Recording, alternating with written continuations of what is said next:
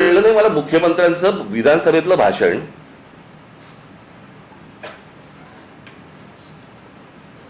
की या missing link प्रकरण हे उत्तम दर्जाचं ते काय काय कन्स्ट्रक्शन आहे वगैरे वगैरे सगळं झालं आणि ह्याचं जर समजा कोणी राजकारण करत असेल आम्ही बघून घेऊ त्याला. मुख्यमंत्री आहेस ना तू, बघून घेऊ. महाराष्ट्र नवनिर्माण रेल्वे कामगार सेनेच्या सर्व आलेल्या सर्व पदाधिकारी,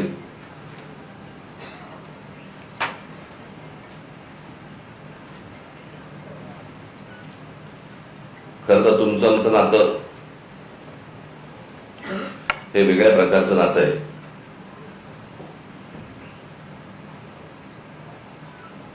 दोन 2008ला रेल्वे भरतीच्या प्रकरणावरनं आंदोलन झालं आणि त्या आंदोलनामधनं मग पक्ष पुढे वाढत गेला, मोठा होत गेला आणि पक्षाला निवडणुकीचं चिन्हही रेल्वे इंजिनच मिळालं. आज तुम्ही सगळेजण इथे आलेलात, मला काय तुमच्या आपल्या रेल्वेमधलं फक्त प्रवास करणं एवढंच माहिती आहे.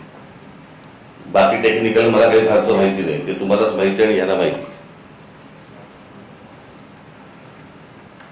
परंतु ते जे आंदोलन झालं होतं ते आंदोलन कधी विसरू नका. आपल्या रेल्वेमध्ये, आपल्या महाराष्ट्रातल्या रेल्वेमध्ये मराठी टक्का हा आपला वाढला पाहिजे, मोठा झाला पाहिजे आणि तोच असला पाहिजे, याच्यासाठीचं ते आंदोलन होतं. त्याच्यामुळे तुम्ही रेल्वेमध्ये काम करत असताना कुठेही असा बेसावध राहू नका.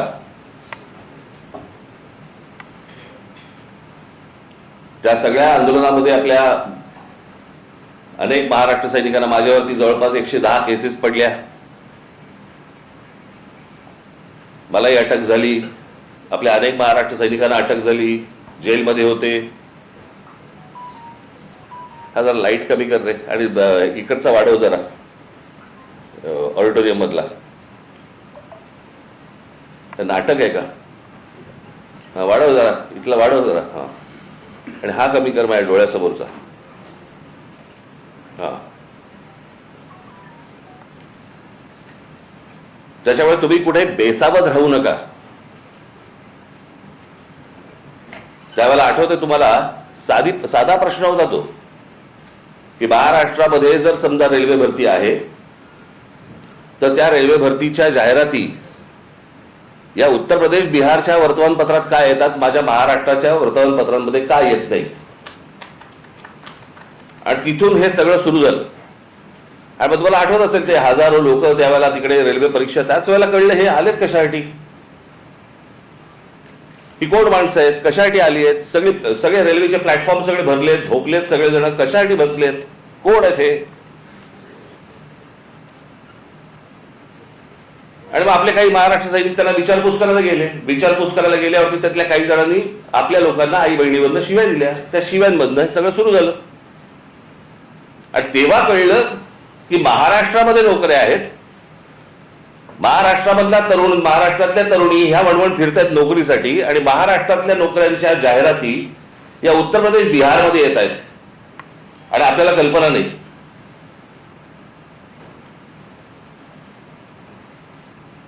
कारण त्यावेळेला सगळे रेल्वे मंत्री वगैरे सगळे जण ते तिकडचेच होते, लालू प्रसाद यादव वगैरे. आणि मग ज्या वेळेला ममता बॅनर्जी ज्या वेळेला रेल्वे मंत्री झाल्या त्यावेळेला त्यांना आपला विषय नीट समजला आणि मग त्यावेळेला आपल्या पत्रावरती त्याच्यानंतर निर्णय झाला की प्रत्येक राज्यामधल्या निवडणूक आपल्या तुमच्या परीक्षा, रेल्वेच्या परीक्षा या स्थानिक भाषेमध्ये असतील. प्रश्न पत्रिका आणि त्याची उत्तरं पण तुम्हाला स्थानिक भाषेमध्ये, तुमच्या मातृभाषेमध्ये तुम्ही त्याची उत्तर देऊ शकता. असे तेव्हा सगळं सुरू झालं. त्याच्यानंतर वटणीवरती आले आणि मग आपल्या हजारो मराठी पोरांना रेल्वेमध्ये नोकऱ्या लागल्या.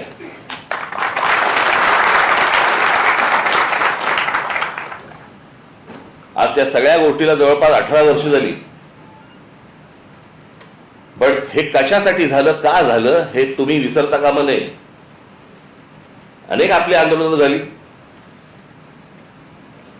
आज महाराष्ट्रामध्ये तुम्हाला मोबाईल फोन उचलल्यावरती पहिल्यांदा जे मराठीमध्ये ऐकू येतं ना, ते महाराष्ट्र नवनिर्माण सेनेच्या आंदोलनानंतर सुरू झालं. तोपर्यंत मोबाईलवरती फक्त हिंदी आणि इंग्रजी होतं.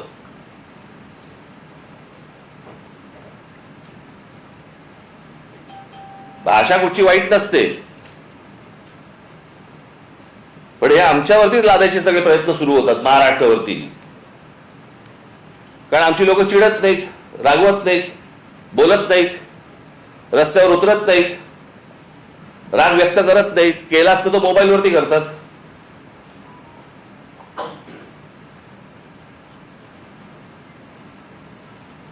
त्याच्यामुळे तुम्ही तुमच्या आपल्या रेल्वे स्टेशन्स असतील, रेल्वे भरती असेल, याच्यावरती तुम्ही लक्ष ठेवलं पाहिजे की प्लॅटफॉर्मवरचे स्टॉल्स कोणाला दिले जात आहेत, कोण भरती होत आहेत, कोण माणसं आहेत.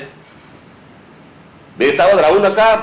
सतत जे सांगतो ना, पायाखालची जमीन एकदा सरकली गेली ना की परत नाही मिळत.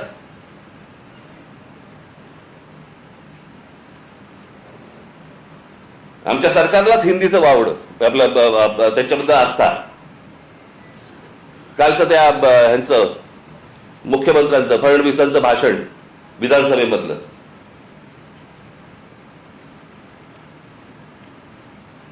ते काय ते कुठलं मिसिंग लिंक वरती म्हणे ते काय कोसळला, खांब कोसळला आणि पाणी सगळीकडनं येतंय, त्याचं म्हणे राजकारण करू नका. अरे वा,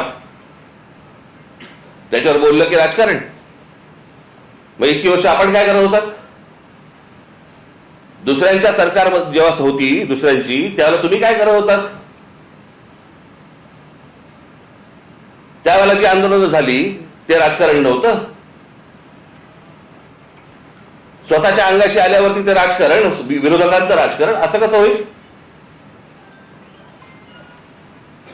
आणि काय म्हणतायत म्हणे, एक वेळ मला बोला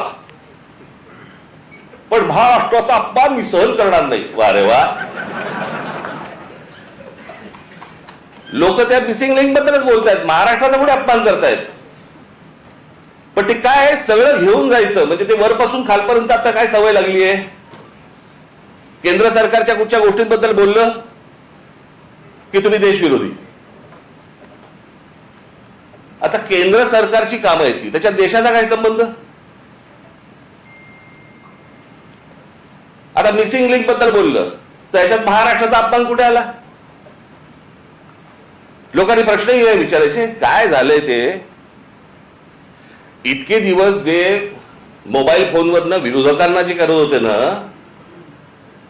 शिव्या घाल, वाटेल ते बोल, हे जे सगळे त्याच्यात ठेवलेल्या टीम्स आहेत ना, हे जे सगळं सुरू होतं ना, ते आता अंगलट आलंय. आता यांच्या दामदुपटीने ह्यांच्या अंगावरती येत आहे आणि त्याच्यामुळे लागले आता त्रास व्हायला लागला त्याचा. आपणच सुरू केल्यात त्या गोष्टी. गेल्या 10-12 वर्षातच या सगळ्या गोष्टी मोठ्या प्रमाणावरती सुरू झाल्या. विरोधकांना वाटेल ते बोलणं, विरोधकांना शिव्या घालणं, वाईट साईट लिहिणं, सगळ्या गोष्टी ज्या सुरू झाल्या हे तुम्ही बसवलेल्या टीम कडनं सुरू झाल्या. आता तुमच्या अंगावरती येत आहे ते सगळं, आणि तुमच्या अंगावरती येत आहे म्हणून लगेच महाराष्ट्राचा अपमान. ह्याच्यात कसला आला महाराष्ट्राचा अपमान? राम मंदिराच्या चोरीबद्दल बोललो की म्हणजे धर्माचा अपमान. अरे चोरी आहे ना ती, ह्याचा धर्म कुठे आला?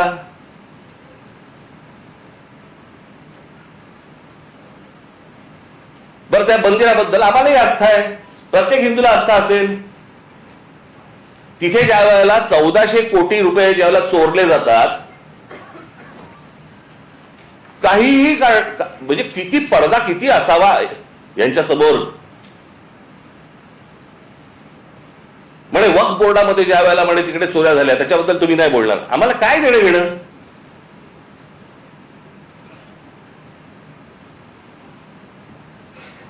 राम मंदिरामध्ये लोकांनी जे दानपेटीमध्ये टाकलं, जे श्रद्धेने त्या मंदिरासाठी दिलं, त्याची जर समजा चोरी होत असेल त्याच्याबद्दल बोलणार नाही, बोलायचं नाही.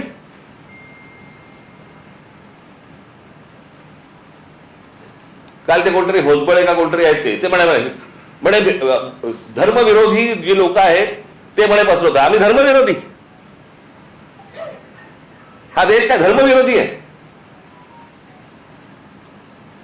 तुमच्याकडे राम मंदिरामध्ये लोकांनी श्रद्धेने दिलेल्या गोष्टींची चोरी होते आणि हे सांगणारं कोण होतं? हे बोलणारं कोण होतं? भारतीय जनता पक्षाचा खासदारच पहिलं बोलला की राम मंदिरात चोरी झाली म्हणून. आम्ही बोललो? हा देश बोलला? इतर राजकीय पक्षाचे कोणी लोक होते ट्रस्टी म्हणून? तिथे ट्रस्टी कोण आहेत? 15 ट्रस्टी आहेत तिकडे. 15 ट्रस्टी पैकी त्यातले जवळपास 12 हे केंद्र सरकार नेमतं आणि त्या 12 पैकी केंद्र सरकारने जी नेमलेली माणसं आहेत ती RSS शी संबंधित आहेत, विश्व हिंदू परिषदेशी संबंधित आहेत, भाजपशी संबंधित आहेत, बाकी कोणीच नाहीये. केंद्र सरकार आणि राज्य सरकार नेमलेले IAS अधिकारी आहेत. तिथे जर 1400 कोटी, आत्ता 1400 कोटीचा आकडा आलाय. मुळात कितीची चोरी झाली माहिती नाही आपल्याला.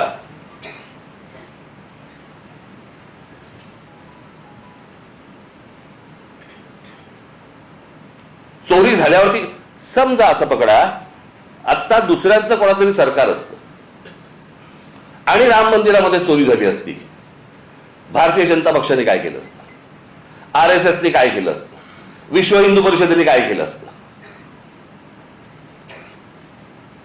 मोर्चे काढले असते, सगळ्या गोष्टी केल्या असत्या. त्याच्यात हे राजकारण. आता तुमची सत्ता आहे म्हणून विरोधकांनी केलं की त्याच्यामध्ये राजकारण आणू नका म्हणे. आता त्या मिसिंग लिंकचं झालं. यांचा एक मंत्री म्हणतो ते नैसर्गिक आहे, ती गोष्ट नैसर्गिक आहे, त्याच्यामध्ये राजकारण आणू नका, हे लक्षात ठेवा. हे तुम्ही काय अमरपट्टा घेऊन आलेला नाही आहात. उद्या तुम्ही विरोधी पक्षात जाल आणि ज्यावेळेला अशा काही घटना घडतील तेव्हा तुम्ही राजकारण करू नका. तेव्हाही सांगा लोकांना की नाही नाही नैसर्गिक आहे.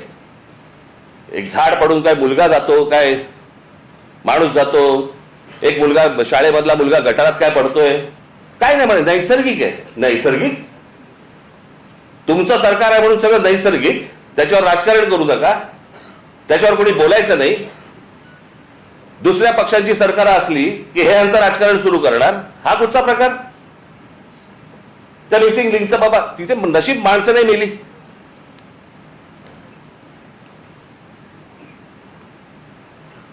गंमत बघा, त्या मागे 2005 मुंबईमध्ये आला होता ना फ्लड, ते सगळं पाणी वगैरे तुंबलं होतं. 1000 मिलीमीटर पाऊस पडला होता. 1000 मिलीमीटर.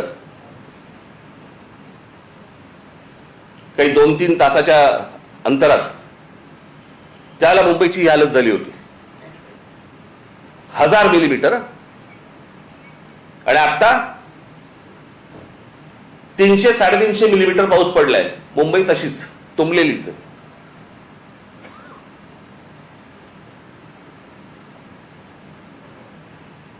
तेव्हा वारे बाप वाटेल ते बोलायचे, वाटेल ते सगळी आंदोलन करायची, पैसे खाल्ले, हे केलं ते केलं, तेव्हा राजकारण नाही. आता मुंबई तुंबली नाही, नैसर्गिक आहे. ती कोणती बाई ती गाणी म्हणायची, काय ते गाणं होतं ते? का तुला मुंबईवर भरोसा नाही काय? कुठे गेली ती आता? तुमचा आला व्हिडिओ?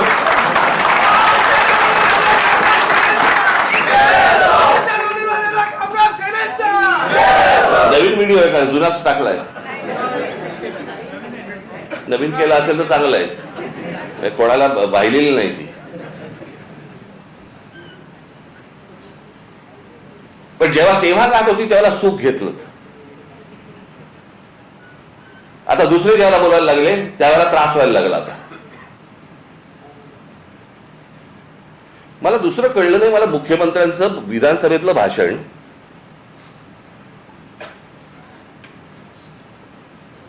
की या मिसिंग लिंक प्रकरण हे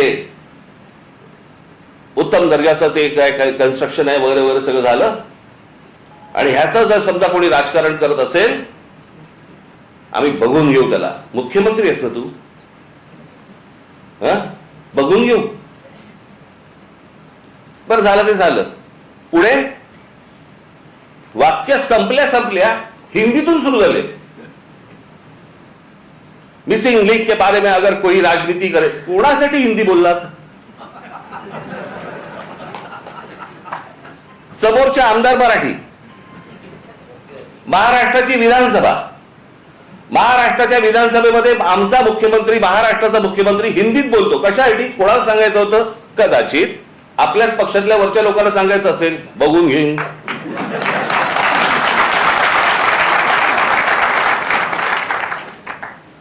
त्यांनाही माहिती आहे हे सगळे व्हिडिओ येत आहेत कुठून, हे सगळं काय चालू आहे राजकारण. मी त्याशी बोललो नाही का, माझ्या पत्रकार परिषदेमध्ये बोललो ना. जी काय घमासान सुरू आहे ना आता तिकडे पक्षामध्ये, फक्त बघत राहा, पाहत राहा. मुंबई महाराष्ट्राचा, ठाण्याचा काय विचका झालाय, पुण्याचा, सगळ्यांचा शहरांचा विचका झालेला आहे, ज्याला हे विकास म्हणतायत. मी या विषयावरती इतकी वर्ष बोलतोय मी की आपल्याकडे डेव्हलपमेंट प्लॅन येतो, परंतु टाउन प्लॅनिंग आपल्याकडे होत नाही आणि त्याचा ही शहरं सगळी बर्बाद होणार आहेत, झालेलीच आहेत, अजून होणार. बघावं तिकडे सगळीकडे इमारती सगळ्या उभ्या राहत आहेत. माझी तर विनंती आहे मुख्यमंत्र्यांना, सगळी कन्स्ट्रक्शन एकदा बंद करून टाका. नुसते रस्ते आणि फ्लायओव्हर आणि ब्रिजेस म्हणजे विकास नव्हे. हे जेव्हा लोक परदेशात जातात त्यावेळेला करतात काय मला कळलंच नाही मला अजूनपर्यंत. या परदेशातली सगळी शहरं बघा. मी 2014 साली याच्यावरती एक डॉक्युमेंटरी केली होती. मी 16 मिनिटाची डॉक्युमेंटरी आहे, आज युट्यूबवरती आहे, जाऊन बघा. की शहराला आकार उकार कसा द्यायचा असतो. आता हा मिसिंग लिंक 1 मेला त्याचं उद्घाटन झालं, 1 मेला. आणि आता हा 6-7 तारखेला काहीतरी तो त्याचा काय पिलर पडला आणि पाणी वाहत आहे आणि सगळं होतंय.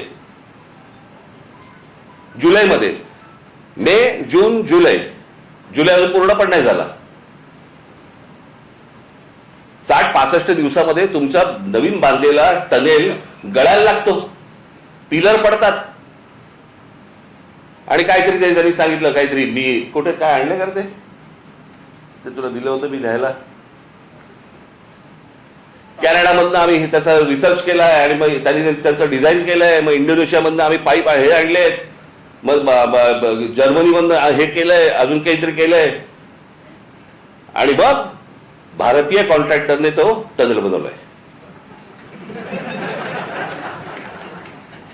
त्यांनाच द्यायचं होतं ना. ते आमचे नितीन सरदेसाई फार छान बोलले त्याच्यावरती. आता आम्ही बोलत असताना ते म्हणाले, मला हे सगळं बघून राज कपूरचं गाणं ऐकू येतं म्हणे. आठवतं, मेरा जूता है जपानी, पतलून आहे काय इंग्लिशस्थानी, सर पे लाल टोपी रूसी म्हणजे रशियन, फिर भी दिल है हिंदुस्थानी. कॉन्ट्रॅक्टरांचा तो बर्बाद करणार, तुम्ही काळजी करू नका.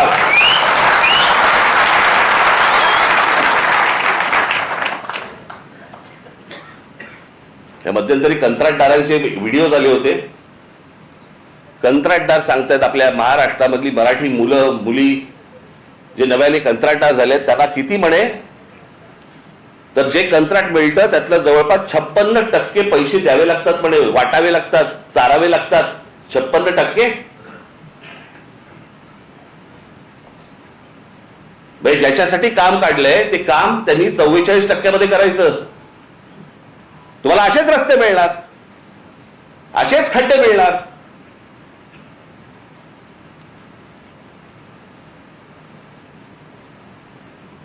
ते आपल्या कंत्राटदाराचं कामच नाही. ते मी त्या मगाशी बोललो ना, मी त्या डॉक्युमेंटरीमध्ये मी म्हटलंय, त्याच्यात दिलंय. छत्रपती शिवाजी टर्मिनस आपलं अगोदरचं VT स्टेशन 1800 सालात बांधलंय. 1800 सालात. त्याला मुंबईची लोकसंख्या पण तेवढी नव्हती. 1800 सालात बांधलेलं रेल्वे स्टेशन आज लोकांना पुरतंय. इतकी लोकसंख्या वाढल्यानंतर पण ह्याला म्हणतात व्हिजन. याला म्हणतात हे काय होऊ शकतं, हे किती लोकांना पुरू शकतं. आज किती रेल्वे तिकडनं जातात, किती माणसं तिकडे येतात, किती माणसं उतरतात, किती माणसं चढतात. हे 1800 सालात बांधलंय.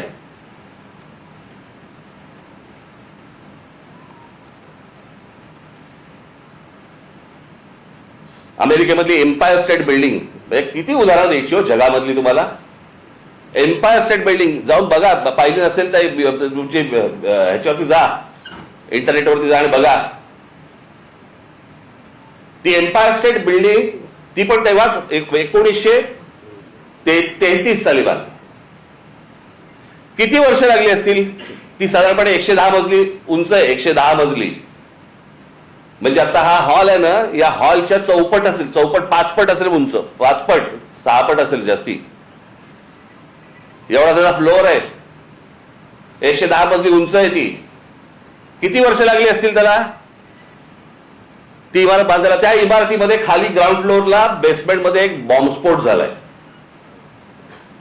त्या इमारतीवरती एक छोटं विमान, परंतु एक विमान आदळलेलं आहे. आजही ती ताठमानाने उभी आहे इमारत, एम्पायर स्टेट बिल्डिंग. किती वर्षात बांधली. 14 महिन्यात. 14 महिन्यात बांधलेली इमारत आहे ती. 14 महिन्यात 1800 साली बांधलेल्या इमारतीला आजही काही होत नाही. त्यांनी बांधलेले ब्रिजेस बघा, त्यांनी बांधलेले फ्लायओव्हर्स बघा. आज ब्रिटिशांच्या काळामध्ये जे फ्लायओव्हर्स बांधले गेले, जे ब्रिजेस बांधले गेले, आपल्याला इंग्लंडवरनं आजही पत्र येतात बरं का. म्हणजे काय प्रकारची सिस्टीम असेल विचार करा. पत्र काय येतात, आम्ही असा असा इथे हा ब्रिज बांधला होता. अशा अनेक ब्रिज बद्दल आलेत ना त्यांची पत्र महाराष्ट्र सरकारला, असा इतरही सरकारला आलेत. असा ब्रिज बांधला होता, त्याची 100 वर्षाची आमची गॅरंटी संपलेली आहे. आता तो तुम्ही बघा. 1947 साली ब्रिटिश गेले. 1947 साली, त्याच्या अगोदर 150 वर्ष त्यांनी राज्य केलं. त्यावेळेला बांधलेले ब्रिजेस आहेत. काय गरज आहे त्यांना सांगायची. पण हे फक्त भारतात नाही होत. त्यांनी जिथे जिथे राज्य केलं तिथे तिथे यांची पत्र जातात की आमची गॅरंटी संपली, आमची 100 वर्षाची गॅरंटी होती. 100 वर्ष. हा टिळक ब्रिज पासून सगळे इथला हे त्यांच्या काळात बांधले गेलेले आहेत, अजूनही आहे. मग आमच्याकडे काय होतं.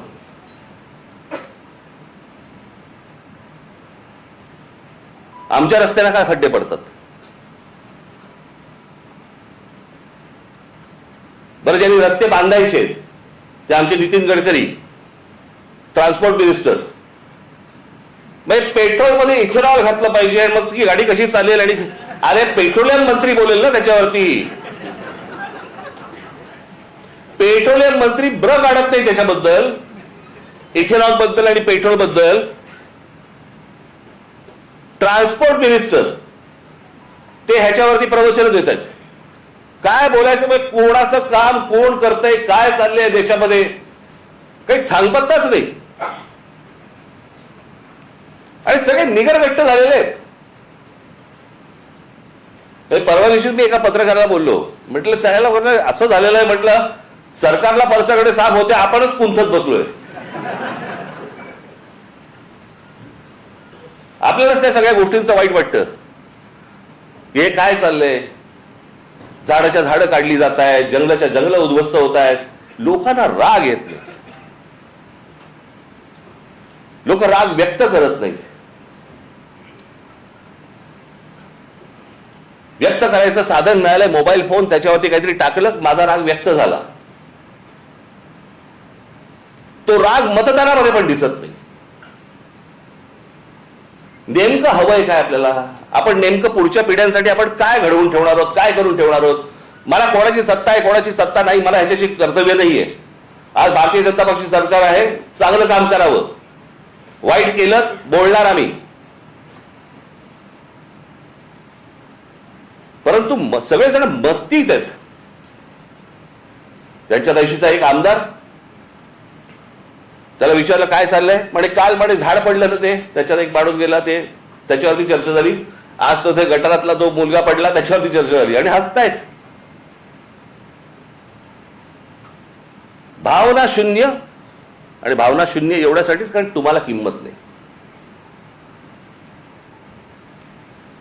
आमच्याकडे काय चालू आहे, आमच्याकडे शहरं कशी वाढतायत, शहरं कशी मोठी होत आहेत, आमच्या पुढच्या पिढ्यांसाठी आम्ही काय करून ठेवतोय, कसली चिंता नाही, कसलं काही नाही, विचार नाही. खासदार फोडता येतोय का, आमदार फोडता येतोय का, नगरसेवक फोडता येतोय का, आमची सत्ता टिकतेय का, याच्यावरती फक्त आमच्याकडे महाराष्ट्रात चर्चा सुरू आहे.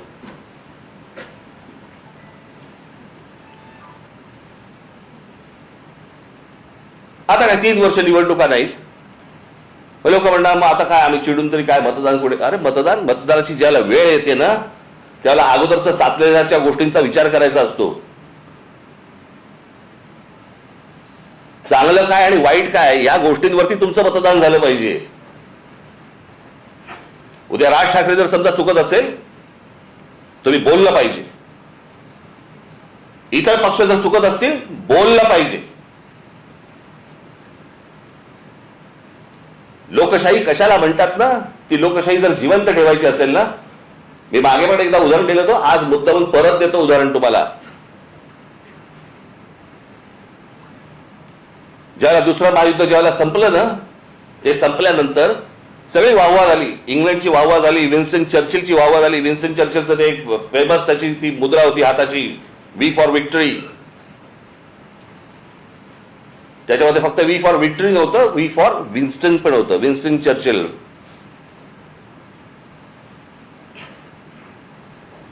पण वी फॉर विक्टरी हा खास संदेश होता त्याच्यात. आणि जगामध्ये प्रचंड की विन्स्टन चर्चिलने या सगळ्या गोष्टी केल्या.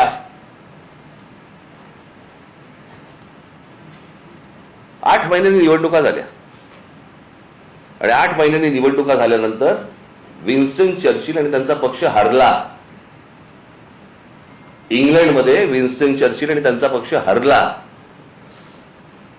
ज्याच्या नावावरती दुसरं महायुद्ध जिंकून दिल्याची गोष्ट होती, तो 8 महिन्यानंतर निवडणुकीमध्ये हरला. पत्रकारांनी ज्यावेळेला लोकांना प्रश्न विचारले की या माणसाने असं एवढं युद्ध जिंकून दिलं, एवढी तुम्ही वाहवा केली, एवढं त्याला डोक्यावरती घेतलं आणि निवडणुकीला तो हरला कसा काय,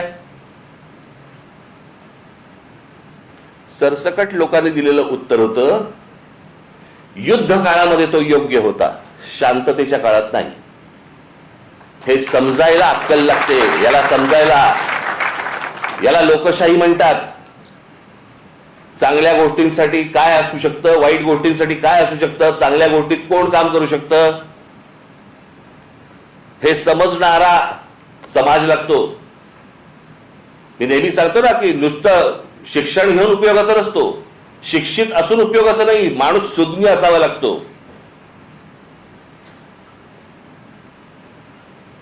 आमच्या बहिणाबाई चौधरी शिकलेल्या नव्हत्या, पण त्या ज्या बोलून गेल्या, आधी हाताला चटके तेव्हा मिळते भाकर, ह्या बोलून गेल्या ना, त्याला सुज्ञ लागतो माणूस, सुज्ञ.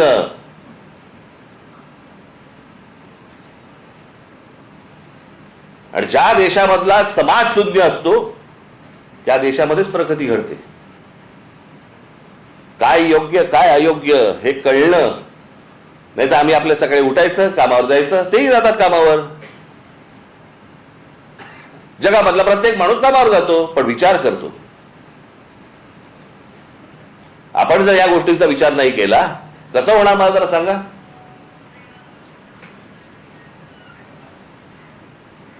आज खरं तर मुख्यमंत्र्यांनी ही गोष्ट सांगायला पाहिजे होती की बाबा मी त्याच्यामध्ये लक्ष घालतो आणि ज्यांनी चुका केल्या असतील त्यांच्यावरती मी इन्क्वायरी लावतो. ते राहिलं बाजूला. याच्यामध्ये जो राजकारण करेल त्याला मी बघून घेईन. बघून काय घेईन? सुसंस्कृत महाराष्ट्राचा मुख्यमंत्री आहे, विधानसभेमध्ये बघून घेईनची कुठची भाषा आली?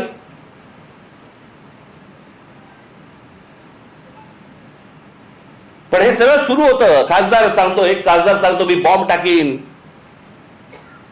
माझ्या नावावरती 5 मर्डर आहेत. हे आपल्या राज्यात होऊ शकतं आणि त्यांना हात लागत नाही कोणाचा, कारण सत्तेत गेलेत. हे बोलायची हिंमत कशी होते? कारण अंकुशच नाही कोणाचा, कोणाचाही अंकुश नाही. कुठे कुठचं काम चाललंय, तिकडे आता कुंभमेळ्याची कामं सुरू आहेत, तिथे पण सगळं गोंधळ आहे.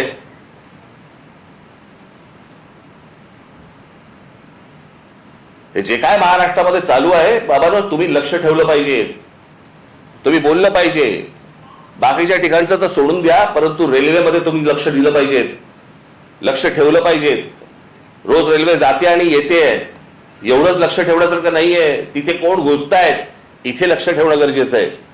कोण येतंय, कोण स्टॉल्स टाकतंय, कुठच्या प्रकारची टेंडर्स निघतायत, कुठच्या प्रकारच्या नोकऱ्या निघतायत. स्टॉलची उद्या टेंडर्स निघाली तर ती आपल्या मराठी मुलांना मिळाली पाहिजेत, प्रत्येक स्टेशनला मिळाली पाहिजेत.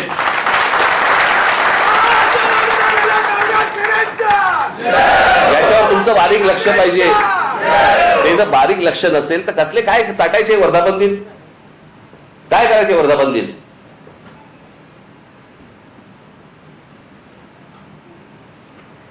म्हणून मी आपल्याला आज या वर्धापन दिनाच्या दिवशी फक्त तुम्हाला एकच मला तुम्हाला सांगायचंय, जागे राहा, सतर्क राहा, बेसावध राहू नका. आपला मराठी ठसा महाराष्ट्राच्या रेल्वेमधनं पुसला जाणार नाही याच्यासाठी काम करा.